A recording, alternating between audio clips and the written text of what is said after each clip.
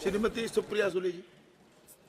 So very much. I stand here to speak on the राष्ट्रपति के अभिभाषण के डिस्कशन में एनसीपी की तरफ से आपने मुझे वक्त दिया, इसलिए मैं तहे दिल से आपकी आभारी हूँ सर। सर सारे स्पीचेस सुबह से सुन रहे, पहले दो तो मुझे लगा वो बचपन में कहानियाँ सुनाते हैं ना माँ बच्चों को कि सब अच्छा है, एक परी आती है वो सब अच्छा करके जाती है और वो स्टोरी होती है, बच्चे को लगता है कि सचमुच कोई परी है वो आके करने वाली है सारा ठीक।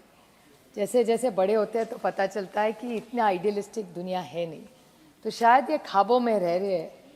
और गवर्नेंस इज कंटिन्यूटी, हर सरकार कुछ तो अच्छा करती है, ऐसा नहीं है कि सब सरकार का सभी गलत है, अच्छा तो सब करते हैं, लेकिन थोड़ी चीज़ें शायद वास्तव से दूर है। नहीं तो सबका एक स्पीच सबको ड्राफ्ट आया और वही सारे पढ़े जा रहे। There is nothing new, even in the budget speech and the honorable president speech. The draft was almost similar. पता ही नहीं चला कौन सा बजट वाला है कि कौन सा प्रेसिडेंट स्पीच है, क्योंकि हर में 10 साल का हिसाब है, अगले इस साल और अगले साल का हिसाब तो है ही नहीं उसमें। और इतनी सारी कॉन्ट्रडिक्शंस है जो कार्ति चिदम्बरम जी ने जो कहा, high on symbolism and low on substance. Everything is optics and everything is event, और वो इवेंट खत्म हो जाता है, लोग भूल जाते हैं। सर आपको याद होगा जब ये सरकार आई थी तब उन्होंने एक संसद ग्राम योजना शुरू की थी, उसका क्या हुआ पता नहीं, मेरा अलग है, मैं आपको समझा सकती हूँ, आपका बारी होगी तो आप समझा दीजिए। संसद ग्राम योजना 10 साल से मैंने कहीं नहीं, कहीं कभी किताब दिख जाती है किसी एक दो सांसद की, लेकिन आगे कितने गांव हुए, इसको क्या हुआ। शौचालय की बहुत सारी बातें हुई सर, शौचालय बने ज़रूर बने होंगे, लेकिन कितने ऑपरेशनल है ये किसको भी हिसाब किताब नहीं है। जब आए थे स्वच्छ भारत, इसमें सारी राज्य काम करते हैं, उसका डेटा नहीं है, आप कहीं भी दुनिया घूम लीजिए सर। रेलवेज में हुआ है बदलाव, रेलवेज पहले से साफ हुई है, हाँ हुई है, there I can say that. जो अच्छा है उसको अच्छा बोलेंगे, लेकिन इस देश में कचरा कम हुआ है, कूड़ा कम हुआ है, नहीं हुआ है सर। तो ये जब अब ये जो काम होता है ना सिंबलिज्म में होता है, और substance really is low. It's not, I am just being very pragmatic and as optimistic I'd like to be, because ये देश जितना आपका है वो हमारा भी है। महंगाई के बारे में तो कुछ इन्होंने कहा नहीं, महंगाई का डेटा जब मैं बजट में बोलूँगी विस्तार से बोलूँगी, लेकिन जितने चैनल्स दिखाए उस दिन सर, बजट के दिन में सुबह हर महिला सिर्फ एक मांग कर रही थी सबको कि आपको बजट में निर्मला जी से क्या चाहिए, तो हर महिला सिर्फ इतना ही कह रही थी कि भाई महंगाई कम करिए, बाकी हमको कुछ नहीं चाहिए। सर आपने भी टीवी देखा होगा उस दिन। उसके बाद बेरोजगारी, सर बेरोजगारी तो डेटा ही बोलता है, मुझे और कोई बोलने की ज़रूरत नहीं है। आइए तो 2 करोड़ वगैरह तो 15 लाख का जुमला, वो तो अभी बोल बोल के थक गए हम। नौकरियां तो हो नहीं रही, कितनी सारी बड़ी कंपनीज आज भी है सर जो 1000-1500 लोग निकाल रही है, बहुत सारी। आप यूनिलीवर जैसे बड़े बड़े कंपनीज देखिए सर, उनका फोर्स कम हो रहा है। क्यों हो रहा है इसकी तो कोई बात हो, चर्चा हो, लेकिन वो इसके बारे में कोई नहीं बोले जा रहा है। और जिस राज्य से मैं आती हूँ सर, महाराष्ट्र में बहुत सारी चीज़ें हैं जिसमें बहुत सीरियस चर्चा होनी चाहिए, और बहुत सारा अनरेस्ट उस राज्य में आज है सर। सर मैं गिनवाती हूँ आपको, आंदोलन किस किस में चल रहे हैं। आरक्षण का आंदोलन महाराष्ट्र में हो रहा है, आशा वर्कर और आंगनवाड़ी हमारी भगिनी वो आंदोलन कर रही है, डॉक्टर्स आंदोलन कर रहे हैं, टीचर शिक्षक आंदोलन कर रहे हैं, तलाठी की नौकरी का पेपर लीक हो गया, आंदोलन चल रहा है। और उसके बाद आप देखिए महिला आरक्षण का आपने तो बोला, उसका तो आगे कुछ हुआ ही नहीं, क्योंकि चेक तो साइन कर लिया, नाम भी लग दिया, लेकिन उस पर डेट ही नहीं है। तो कौन सी महिला के बारे, आप टोकनिज्म फिर से आता है, symbolism is high, substance is low. आपने प्रेसिडेंट करवा दिया, अच्छी बात है, अच्छी बात है, हमको भी अच्छा लगा जब प्रेसिडेंट एक महिला बनी, लेकिन उसके बाद महिला आरक्षण का क्या हुआ, कुछ नहीं। हम तो यहीं तो बैठे थे, दोनों हाथ से ताली मारे थे, अच्छी बात हुई। फिर मेरे दोस्त मनीष तिवारी ने बोला सुप्रिया ये जुमला है और एक उस पर डेट ही नहीं है, तो वो तो इस साल तो नहीं हो रहा है। उसके बाद आप देखिए दवाई हमारे यहाँ, उसमें भी महाराष्ट्र में गड़बड़ है। उसके बाद जिसके बारे में इन्होंने कहा मणिपुर के बारे में, तो कोई किसी ने कुछ भी नहीं कहा। इतने असंवेदनशील हो गए कि हम लोग कि जहाँ आज हो रहा है उधर problem, it is a boiling pot sir. Should we not discuss, is it not our moral duty that we only talk about the good things and push everything under the carpet? Parliament is a very serious place to have these discussions. Even Jammu Kashmir is doing much better, but has everything stopped? Jammu में क्या हुआ sir, अब आपको याद होगा दिसंबर में कितना बड़ा अटैक हुआ था. So this place is not just about jingoism. It's a very serious platform to have discussions and give suggestions on self-improvement. So these are a few issues that we need to discuss, and we expect the Honorable Prime Minister, when he replies, that विस्तार से अगर इस बारे में हम सबको समझा दे, we will also give good suggestions for the betterment of this country. That's why this democracy works. It's not only about using ice. Ice मतलब सर, ice मतलब बर्फ नहीं, ice मतलब इनकम टैक्स, सीबीआई और ईडी. पार्टियां तोड़ो, घर तोड़ो, अपनी पार्टी बनाओ. कांग्रेस मुक्त भारत करने वाले थे, जितने कांग्रेस वाले कांग्रेस में नहीं रहे उतने बीजेपी में दिखते हैं सर, हर राज्य में, कश्मीर टू कन्याकुमारी. तो मुझे लगता था कांग्रेस मुक्त मतलब कांग्रेस खत्म कर देंगे. मुझे नहीं लगा था कि निगल जाएंगे और ज़्यादा उनके यहाँ ही लोग होंगे कांग्रेस के. ये तो कुछ और ही फॉर्मूला निकाल दिया. Sir, on a serious note, I would like to make some interventions which जो मेरे निर्वाचन क्षेत्र से मेरे अनुभव है, जो मैं शेयर करूँगी. सर, हमारे यहाँ बारामती, जिस निर्वाचन क्षेत्र में आती हूँ, वहाँ सम्यक छाजेड़ नाम का एक यंग लड़का है, उसका एक दुकान है, और मैं यहीं उसके साथ घूम रही थी, पता कर रही थी कि मार्केट में क्या चल रहा है.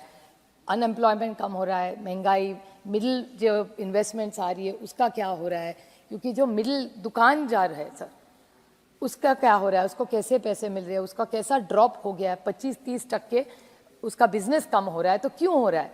तो ये समझ में है कि मैं दुकान में गई थी और वो बोल रहा था कि उसके यहाँ 2-3 साल पहले बहुत अच्छा चल रहा था, because there was no rural distress, लेकिन शादी के कपड़े वहाँ मिलते हैं सर.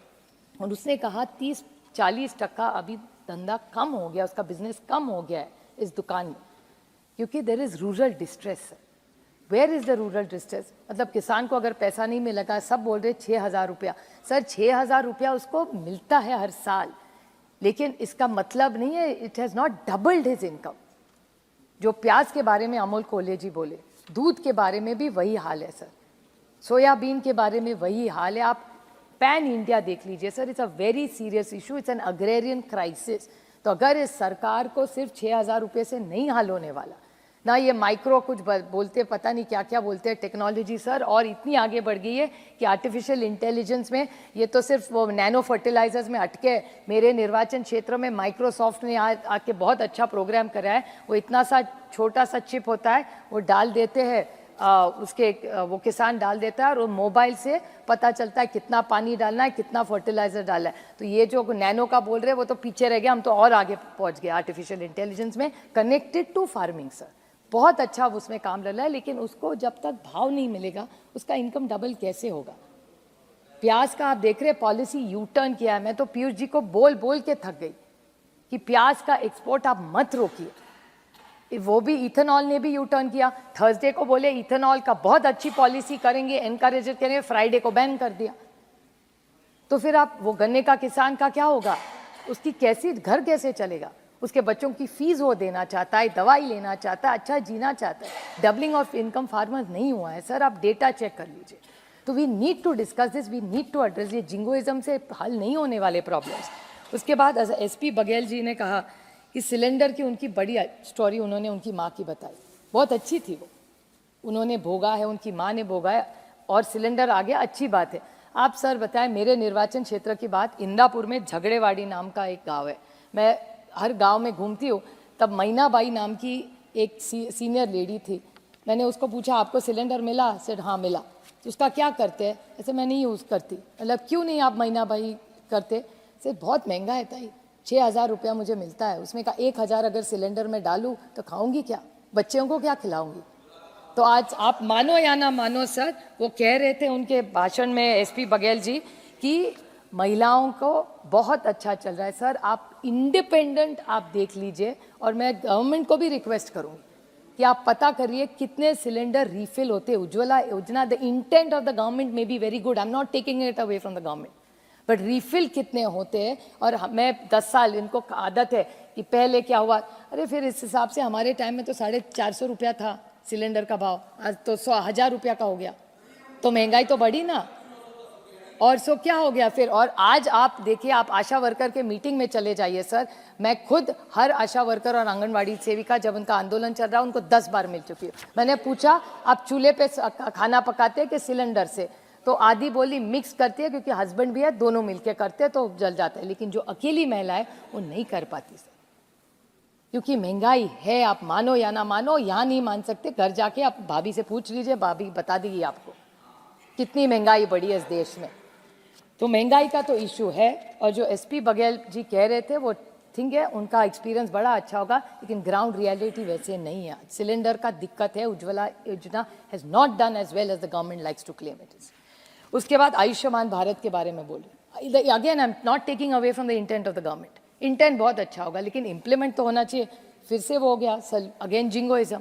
आयुष्मान भारत में मेरे निर्वाचन क्षेत्र के मैं आपको 10 उदाहरण दे दूं सर, आप भी फील्ड पे बहुत होते हैं, आप पता करिए आयुष्मान भारत के कितने लोगों के पास कार्ड है।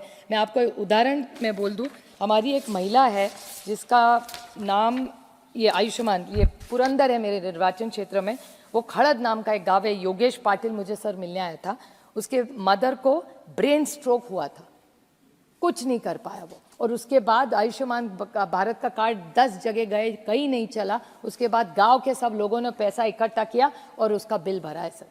तो आयुष्मान भारत इनको लगना the scope needs to be increased.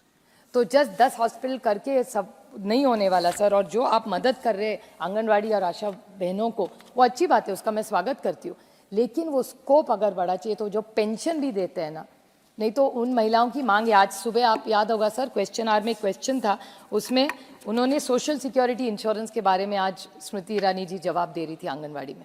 तो आंगनवाड़ी में हमारी एक सुझाव है सर कि अगर आप पेंशन दे रहे तो हस्बैंड एंड वाइफ दोनों को दे दीजिए। क्या होता है, आंगनवाड़ी वो हमारी जो भगनी, उसका जब एक्सीडेंट होता है तो ही फैमिली को मिल जाता है, लेकिन उसके पति का अगर एक्सीडेंट हो तो उसको कुछ नहीं मिलता, वो अकेली रह जाती है। तो why not we, this is a suggestion I am making to the government कि अगर आंगनवाड़ी और आशा वर्कर्स को आप ये पेंशन दे रहे तो जहाँ जहाँ उनके पति है दोनों का फैमिली का करवाइए, तो दोनों में से किसी को भी अनफॉर्चुनेटली एक्सीडेंट हो जाए तो न्याय वो औरत अकेली ना रह जाए। That is my only suggestion to this government, so I will be really appreciating if they look at it sir. ये आयुष्मान भारत सर। दूसरा EPS 95 सर, आपको भी मिले होंगे वो हेमा जी ने भी बहुत अच्छा लीड लिया था, माननीय प्रधानमंत्री जी को हेमा जी लेके गई थी उन सबको मिलने, मैं उनकी भी आभारी हूँ कि उन्होंने कोशिश की। लेकिन EPS 95 is a commitment BJP government had given in 2013 आने से पहले। आपको याद होगा अरुण जेटली जी उनको मिले थे और अरुण जी ने वायदा भी किया था, उसके बाद अनफॉर्चुनेटली हमारे साथ नहीं रहे अरुण जी अभी। लेकिन EPS 95 के जो लोग हैं सर, उनको 700 रुपया भी आज नहीं मिलता, उनको हक का पैसा है सर। फिर वो कहाँ गया? सरकार के पास ही तो पड़ा था, विश्वास के नाते उन्होंने EPS 95 लोगों ने दिया था, उसका क्या हुआ सर? और इतना रेलवे का अच्छा बोलते हैं ये, आपको पता है सर, ये जो सीनियर सिटीजन है इस देश के, सब सीनियर सिटीजन का जो कंसेशन था वो कोविड के टाइम में बंद किया था, आज तक चालू नहीं हो रहा है। तो ना पेंशन उनको मिल रहा है, ना उनको ये रेलवे का बेनिफिट्स मिल रहे हैं। तो क्या करेंगे इस वंदे भारत का? बस जारी है ट्रेन जोर जोर से सर। और ऑक्यूपेंसी कितनी है वंदे भारत की? मेरे निर्वाचन क्षेत्र में 4 चलती है सर, ऑक्यूपेंसी इज नेग्लिजिबल। आई अर्ज the honourable railway minister who is doing a very good job, but अगर आप जितने वंदे भारत चलाएंगे अच्छी बात है, लेकिन उसके साथ गरीब रथ भी चलाइए सर। और स्टॉपेजेस चाहिए, उनको बहुत लगता है कि एफिशिएंसी बढ़ रही है, लेकिन एफिशिएंसी किसके लिए बढ़ा रहे हैं आप रेलवे की? अगर वो गरीब है, शोषित है, पीड़ित है, वंचित है, वो अगर स्कूल नहीं जा पाएगा, वो किसान नहीं जा पाएगा, वो लेबर वहाँ नहीं, उसके लिए ट्रेन रुक रही है, तो क्या करेगा उस ट्रेन का? बस देखता रह जाएगा वंदे भारत जा रही है। ये गरीब रथ आप नहीं बढ़ा पाएंगे। हमारी मांग है सर, ये स्टॉपेजेस बढ़ाइए और गरीब रथ भी बढ़ाइए। देश ये गरीब देश है सर। और आप, एक तो मुझे बहुत कॉन्फ्लिक्ट हमेशा होता है, पिछले साल भी मैं बोली थी, आज भी मैं वही बोल रही हूँ कि 80 करोड़ लोगों को आप खाना देते, और यहाँ आप बोल रहे इतने सारे लोगों को आपने पॉवर्टी से बाहर कर दिया।